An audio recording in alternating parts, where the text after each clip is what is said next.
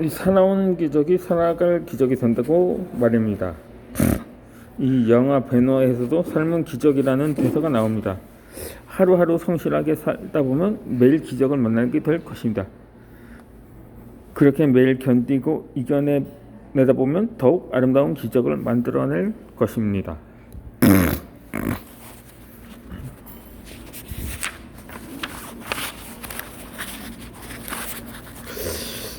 결국 펜을 든 사람이 세상을 바꿉니다.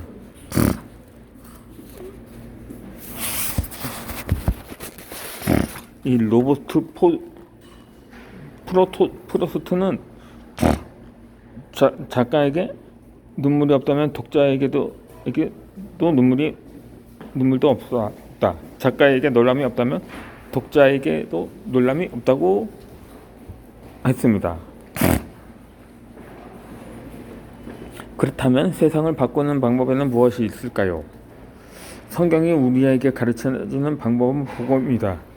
복음이 사람의 마음을 변화시켜 사람을 바꾸면 복음으로 변해진 사람이 세상을 바꿨습니다. 바로 마틴 루터 킹 목사의 이야기입니다. 그는 나이 26살에 몽고메리에서 버스 내 흑백 차별에 항의하여 버스 보이콧 운동을 시작했습니다. 27살 되던 해에는 연방 최고 법원으로부터 버스 내의 흑백 분리 벌물에 대한 위헌 결정을 받아냈고 흑백 통합 버스에 최초로 승차를 하게 됩니다. 28살 때에는 남북 기독교 지도자 협의회 의장이 되어서 아이젠하워 대통령과 회담을 하기도 했습니다.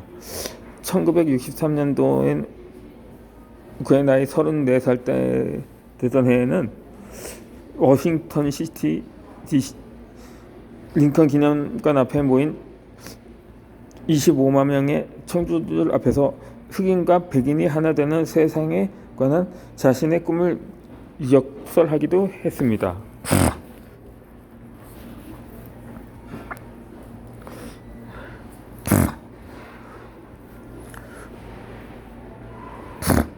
(1954년) 몽고메리에서 시작된 꿈은 1968년 멤버스에서 갑자기 그가 암살당하기까지 인종차별에 관한 치열한 운동이 되었습니다.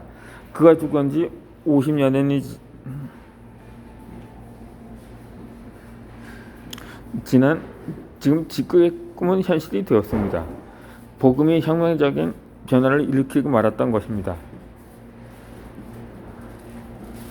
킹 목사가 꿈꾸던 세상이 바뀐 것입니다. 주님 안에서 종이나 주인이나 다 같은 상대가 된 것입니다.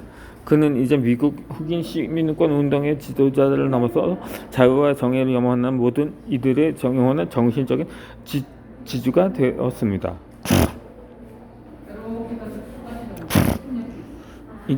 1999년도에 킹 목사 암살사건 재심 배심원단이 킹 목사는 정부 내 비밀 보호 조직과 마피아 등이 연루된 거듭된 음모의 희생자라고 했습니다. 2000년도에는 미국 카톨릭 교회 주교들이 킹 목사를 카톨릭 순교자로 지명해 줄 것을 로마 교황청에 요청하기도 했습니다. 그러면 복음 외에 세상을 바꾸는 방법도 없을까요? 다음 이야기가 잘 말해주고 있습니다. 어느 날 그가 해밍웨이에게 어제 단어만 가지고 사람들은 눈물을 흘리게 할 수 있는지는 내기를 요청했습니다. 이에 해밍웨이는 한치의 망설임도 없이 내기를 수락했습니다. 며칠 후에 해밍웨이는 다음과 같은 글을 지어서 그 사람에게 우편으로 보냈고 그는 글을 읽어보고 감명을 받아 즉시 해밍웨이에게 고액의 원고료를 지급했다고 합니다. 감명을 준 그 글의 내용은 다음과 같습니다.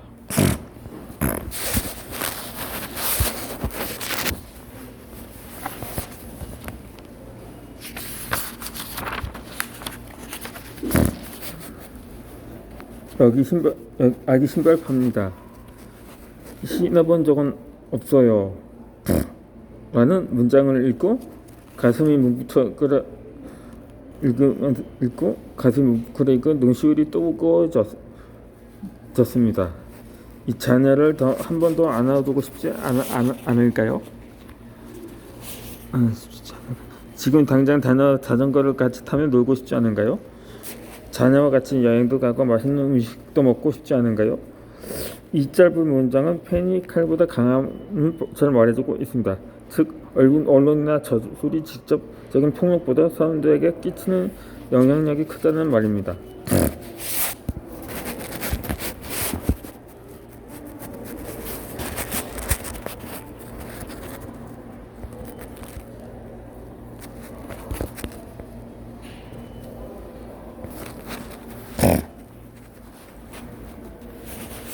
이 나폴레옹의 명언에도 펜은 칼보다 강하다는 말이 있는데, 이 말은 영국의 소설가이다 극작가인 에드워드 조지 브로일리튼이 1839년도에 쓴 사극 리슐리의 추기경에 이미 나온 말입니다.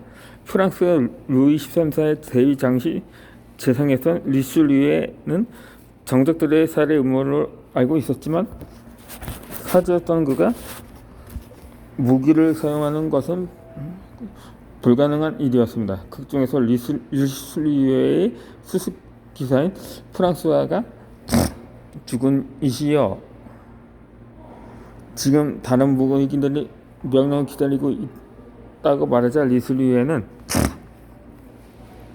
펜은 칼보다 강하다네. 칼 치우게 프랑스는 그것이 없어도 구할 수 있네 라고 말했습니다. 이 같은 생각을 한 것은 리튼 전에도 있었습니다. 17세기에 출판된 우울의 해부학에서 로버트 버튼은 흔히 쓴 농담이나 풍자가 어떻게 고통을 줄 수 있는지를 설명했습니다. 버튼은 말 한마디로 때리는 상처가 칼보다 깊다는 것을 시사하는 말을 이미 했고, 이는 당시에도 오래된 격언이었다고 했습니다.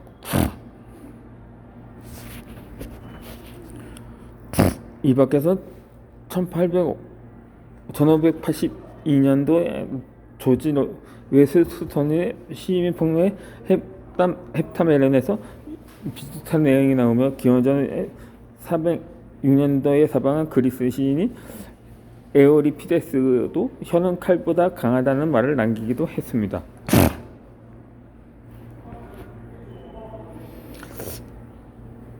분명 펜은 칼보다 강합니다. 펜을 든 사람이 사람의 마음을 바꿔 세상에도 바꿔놓은 것입니다. 책이 사람에게 얼마나 큰 영향을 주는지, 책이 어떤 인물을 만들어내고 그 인물이 어떻게 세상을 바꾸는지 다음 여러 인물을 보면 알 수 있습니다. 이 삼성그룹의 고 이건희 회장은 매월 평균 20권이 넘는 책을 읽을 정도로 독서광이었다고 합니다. 그의 서재에는 동서고음을 망라하고 수많은 맹세가 꽂혀 있었는데, 그의 경영 성공 비결이 바로 독서에 있었다고 합니다. 27년 동안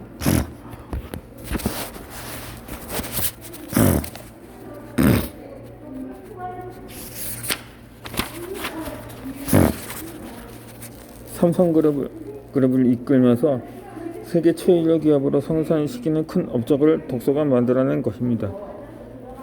삼성기업을 반도체와 휴대전화 부문에서 세계적인 기업으로 우뚝 서게 만들어냈습니다.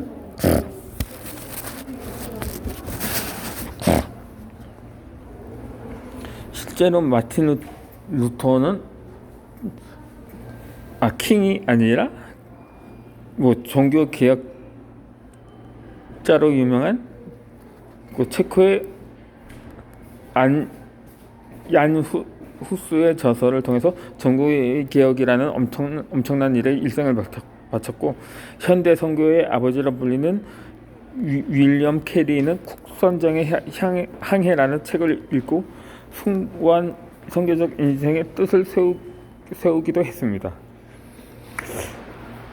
그리고 유럽을 평정한 나폴레옹 역시 전쟁터의 말 위에서도 책을 읽은 독서광이었습니다. 그가 평생 읽은 책은 8천여 권으로 나폴레옹이 전쟁광이 아닌 영혼으로 남을 수 있었던 것은 빼어난 학식과 고향, 예술적인 감각이 있어서였습니다. 어린 시절 학교 생활에 적응하지 못했던 윈스턴 처칠 영국 총리도 나의 가장 큰 즐거움은 책 읽기였다고 했습니다. 처칠은 철학서나 경제, 정치학 등 고전 독서를 통해 훗날 격조 높은 문장과 연설문을 남겼고 세계의 위기, 2차 대전 회고록 등을 전술해 정치인으로서는 드물게 노벨 문학상을 수상하기도 했습니다.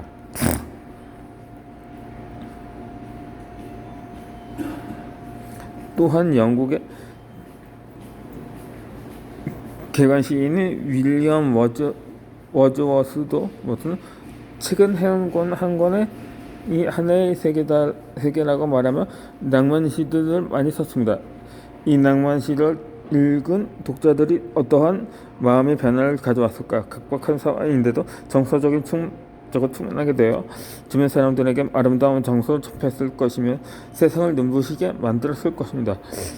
혼란스러운 사회에서 한 편의 시가 각자의 인생길을 안내해 주었을 것입니다.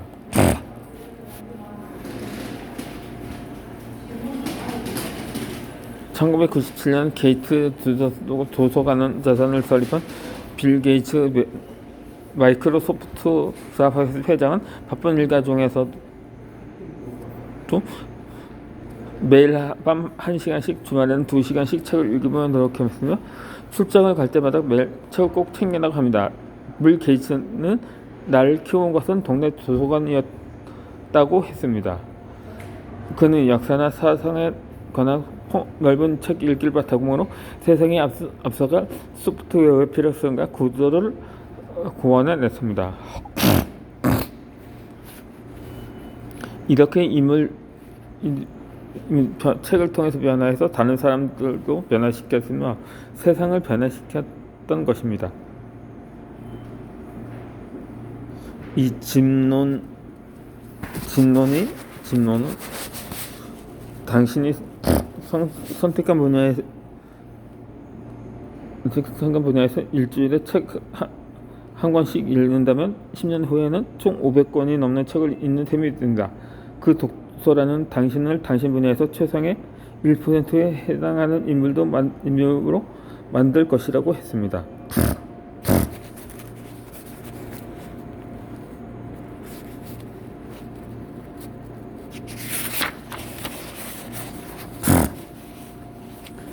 그렇게 내가 꿈을 이루면 나는 누군가의 꿈이 되어주기도 합니다.